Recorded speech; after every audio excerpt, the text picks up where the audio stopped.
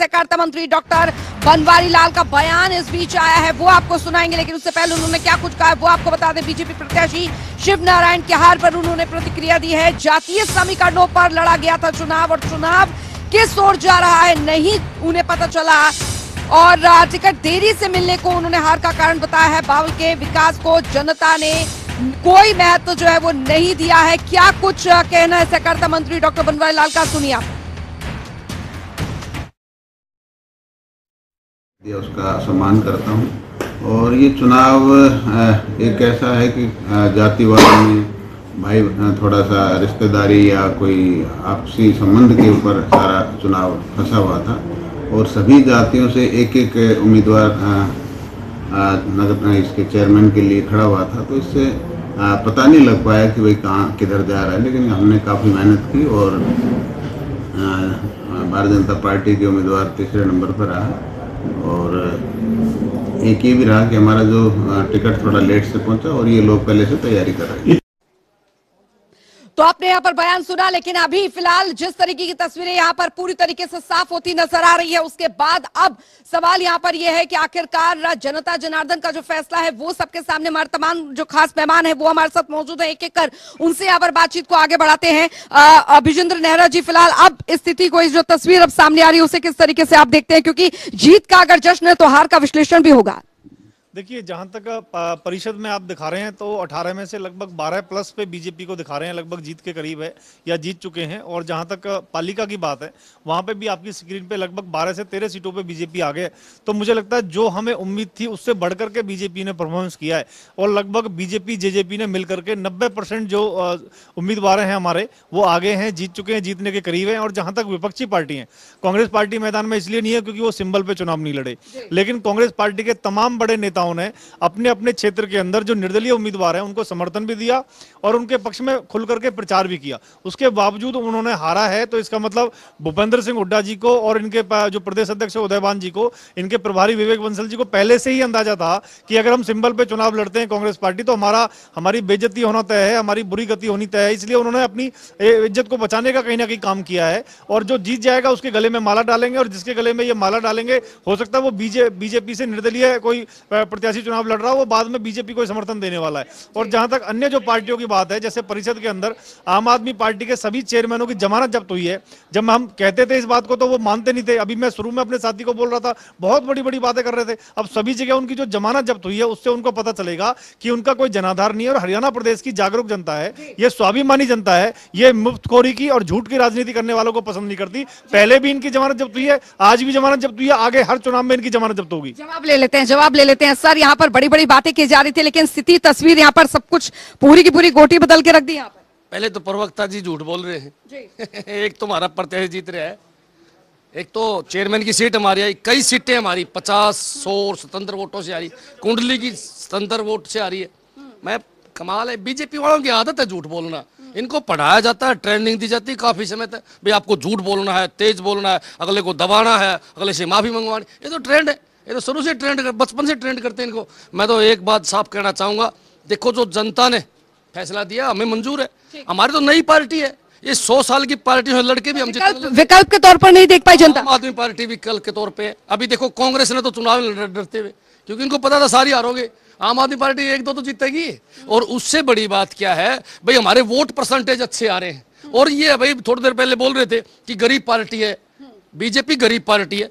अरे जिसके ऑफिस है 5 स्टार होटल को माफ करते हैं वो गरीब पार्टी कैसी होगी?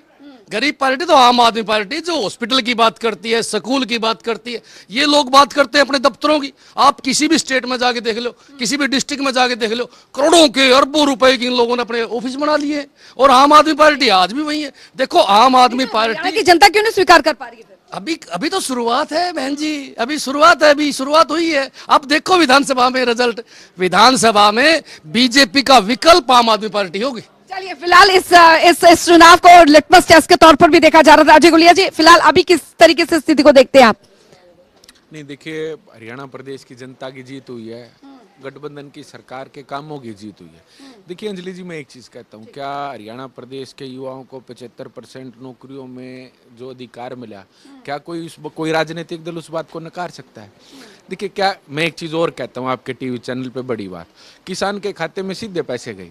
परेशानी हुई किसान को, क्योंकि शुरुआत में था, पहली कोई नई चीज़ आई थी, ऑनलाइन किसान नहीं थे, किसी के अपडेट करने में दिक्कत हुई, किसानों को परेशानी हुई, सरकार को भी दुगनी मेहनत से काम करना पड़ा। उसके बाद कांग्रेस के लोगों ने इसका विरोध किया कि ये गलत है, लेकिन जब किसान के खाते में सीधे पैसे गए, किसान को सीधा लाभ मिला, वो अपने पैसे का इस्तेमाल कर सका, तो कांग्रेस की सरकार ने, जो राजस्थान में थे, उन्होंने भी कहा बहुत अच्छी स्कीम हम लागू करना चाहेंगे। देखिए, डेवलपमेंट एक प्रोसेस है, आपको उसको स्वीकार करना चाहिए, और डेवलपमेंट के रास्ते में परेशानियां भी आती हैं। सरकार ने ये काम करे, कोई इनकार कर सकता है क्या? किसान के खाते में सीधे पैसे जाना अच्छी बात है। हरियाणा प्रदेश के युवाओं को रोजगार मिलना, 75% उनका अधिकार मिला, ये अच्छी बात है। अब जो नए कॉरिडोर बन रहे हैं, इससे जो सारी इंडस्ट्रीज हरियाणा प्रदेश के आएंगी, तो हरियाणा प्रदेश के युवाओं को इसके अंदर काम मिलेगा, हरियाणा प्रदेश के बच्चे इसके अंदर नौकरी करेंगे। ये सारी चीजें हैं, ये चीजें देख करके, गठबंधन के फैसले को देख करके कि लोगों ने, गठबंधन ने 2.5 साल में क्या फैसले लिए, हरियाणा के लिए बेनिफिशियल हैं कि नहीं है, लोगों ने वोट किया। और देखिए, लिटमस टेस्ट में मैं मानता हूं गठबंधन की सरकार जो अभी तक रिजल्ट्स आ रहे हैं उसमें पास है, क्योंकि 50% से ज्यादा आप अगर सीटें अभी जीत चुके हैं और उससे बेहतर और बेटर रिजल्ट्स आने की उम्मीद है, तो इस लिटमस टेस्ट में मैं ये मानता हूं सरकार पास है। चलिए, और जाहिर तौर पर तस्वीरें जो है वो यहाँ पर ये सब कुछ बता रही हैं कि आखिरकार स्थिति क्या है। जैसे कि हमने कहा था कि जैसे से 12 बजते ही आखिरकार जो 70% स्थिति है वो यहाँ पर साफ हो जाएगी। उम्मीद लोहान जी, क्योंकि अब स्थिति जो है पूरी तरीके से तो नहीं, लेकिन कम से कम अभी 60-70 मानकर चले कि स्थिति साफ है, अभी किस तरीके से आप देखते हैं सर? देखिए, जिस तरह के रिजल्ट आ रहे हैं उसके लिए कोई जिम्मेवार है तो मुख्य विपक्षी दल कांग्रेस पार्टी है, जो मुख्य विपक्षी दल है, अपना आपको शहरी लोगों की पार्टी भी मानती थी। इन्होंने ओपन हैंड और खुला मैदान दे दिया भारतीय जनता पार्टी को चुनाव न लड़के, और इसी की वजह से आप देख रहे हो कि तकरीबन आधी जगह पे बीजेपी चुनाव जीतने लग रही है। जहां तक इंडियन नेशनल लोकदल पार्टी का सवाल है, हमने पहली बार ये चुनाव लड़ा है, और टूट के बाद जो पार्टी के हालात थे उसमें इस चुनाव के माध्यम से पार्टी ने बहुत कुछ गेन किया है। जो हमारे स्ट्रॉन्ग होल्ड्स हैं वो सारे हमारे पास वापिस आए हैं, और उम्मीद करते हैं कि आने वाले साल में जिस तरह की जो परफॉर्मेंस है कांग्रेस पार्टी की वही रही, तो ये जो 25 सितंबर की रैली के बाद मुख्य विपक्षी दल के रूप में इंडियन नेशनल लोकदल पार्टी उभरेगी। जी बिल्कुल, आप ही के सवाल को यहाँ पर आगे बढ़ाती हूँ मैं जी मनीष कटाना जी, क्योंकि आपने यहाँ पर सुना कांग्रेस अगर खुलकर सामने आती तो स्थिति शायद दूसरी थी। आप समझते हैं कि कंपटीशन कुछ और होता, तस्वीर कुछ और होती? नहीं, 100% अगर हम सिंबल पर लड़ते तो स्थिति दूसरी होती, इसमें कोई दो राय नहीं है। क्योंकि जनता जो जिस तरीके से वोटिंग हुई है, जिस तरीके से लोगों का बाद में रुझान आना शुरू हुआ, तो उसमें पार्टी मंथन करेगी। और जहां तक नगर पालिका और परिषद की बात है, तो नगर पालिकाओं पे हमारे काफ़ी समर्थित उम्मीदवार जीत रहे हैं, और नगर परिषद में भी हम चारेवाड़ी की बात करें, बावल की बात करें, वहां पर भी हम जीते हैं। तो और मंथन की ज़रूरत है, और हम और मेहनत से और ताकत के साथ चुनाव लड़ेंगे। और आने वाला समय जो विधानसभा चुनावों का होगा उसमें आप देखेंगे कि कांग्रेस पार्टी 70 से ऊपर सीटें जीत के जाएंगी। और जो मेरे भाई अभी भूपेंद्र सिंह हुड्डा जी की बात कर रहे थे, हरियाणा में 75% की बात कर रहे थे युवाओं के, तो हरियाणा बेरोजगारी में नंबर 1 है। अगर आप देखेंगे तो सबसे ज़्यादा बेरोजगारी का प्रदेश आज हरियाणा है, और हुड्डा साहब के कार्यकाल में यही हरियाणा था जो प्रति व्यक्ति आय और निवेश में नंबर 1 हुआ करता था। तो कहीं ना कहीं सरकार की खामियां रही। और जो भाई मेरी बात गठबंधन की बात कर रहे थे, तो गठबंधन नहीं है, ये ठगबंधन हुआ है। हरियाणा के लोगों को ठगा गया है। 2 पार्टियों ने चुनाव लड़ा, एक ने कहा 70 पार, दूसरे ने कहा जमुना पार, लेकिन मलाई खाने के लिए दोनों बैठे मिलियार। तो हरियाणा की जनता के साथ ठगबंधन हुआ है। हरियाणा की जनता ने इनको बीजेपी के अगेंस्ट चुनाव लड़कर इनको वोट दिया, लेकिन इन्होंने वहां पर गठबंधन किया, और सारे मलाईदार महकमे जेजेपी के पास है, और हरियाणा में भ्रष्टाचार चरम सीमा पर है। तो मेरे भाई बार बार उस बात को जो कह रहे हैं, इसको भी इनको संज्ञान में लाना चाहिए।